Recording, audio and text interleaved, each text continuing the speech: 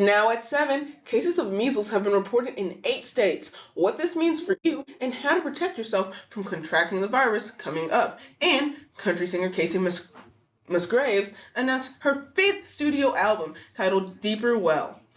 Plus, Caden Buckles is officially back in the Sports Center with This Week in Sports. All this and more coming up on your Friday edition of Good Morning Dragons.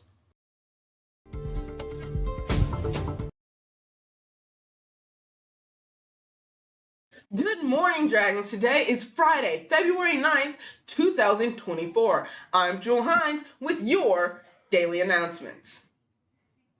Now, for your top headlines this morning.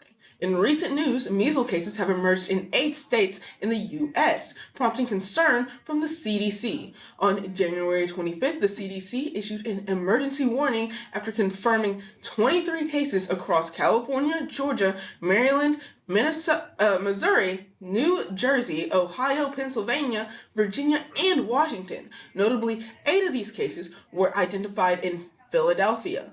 Measles symptoms include a rash, high fever, stomach issues, runny nose, sneezing, and cough. While the current case count remains relatively low, it's essential to stay vigilant.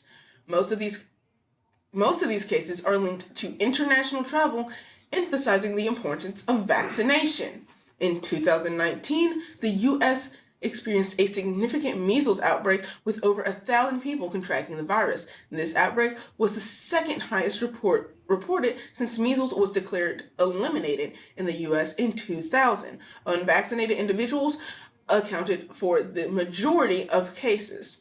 The CDC recommends that children receive at least 2 measles shots, while adults should have at least 1 shot to safeguard against the preventable illness. In other news, country singer Casey Musgraves has announced her 5th studio album, Deeper Well. Musgraves co-produced the record with Daniel Tashian and Ian Fitchuk from Electric Lady Studios in New York City. The album will include 14 songs, including the title track, Deeper Well. It's a collection of songs I hold very dear to my heart, Musgraves wrote on Instagram. I hope this makes a home in your hearts as well. The album will be released on March 15th. Now, for announcements. Cross country and track are holding a fundraiser at Los Agaves on February 13th. The Alive at 25 class is coming up next Thursday, February 15th at 4 p.m. Sign up today. It will be held here at the high school. You must have this class to receive your full unrestricted license. You must have your permit or intermediate license to take the class. If more students are not enrolled, the class will be canceled. It's been a nice couple of days when it comes to weather, but the good doesn't last forever. Broden Woodruff has been tracking these temperatures and rain chances this afternoon. Broden, what should we expect coming up in the next few days? Well, Joel, the big picture is we can expect for our fall spring to disappear, sadly. These really nice 60-degree temperatures will be going away here within the next couple of days. It's really sad. Let's give this a second so it can move over to the next slide. Your current conditions. Let me turn off my camera. Right now in Greensburg, it is 51, cloudy. Winds going south at 7 miles per hour. Humidity 76%. Dew point at 44 degrees. Taking a look at your current radar imagery, few scattered showers down south of the border, south of Nashville, and a few within our southern counties of the state. Taking a look at your day planner this afternoon, 62 cloudy, winds going south-southwest at 10 miles per hour. Tonight, 57 clear, winds going south-southwest at 10 miles per hour. And tomorrow, partly cloudy. That's supposed to be rainy. Rain tonight, 57. Tomorrow, rain with a high of 63. Winds going west at 10 miles per hour. For your 4-day forecast, that brings us into the weekend.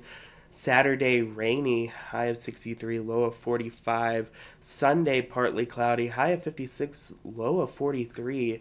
Monday, rainy, high of 48, low of 29. And Tuesday, we finally see a return of the sun, high of 51, low of 31.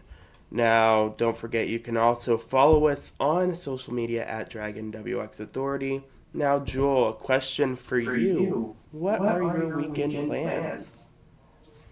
Simple, brother. I plan to go to my friend's house this Saturday and enjoy a nice D&D campaign. But anyway, thank you. Turning to sports, it's been a busy week in sports. We're joined now by sports editor Caden Buckles in the Dragon Sports Center.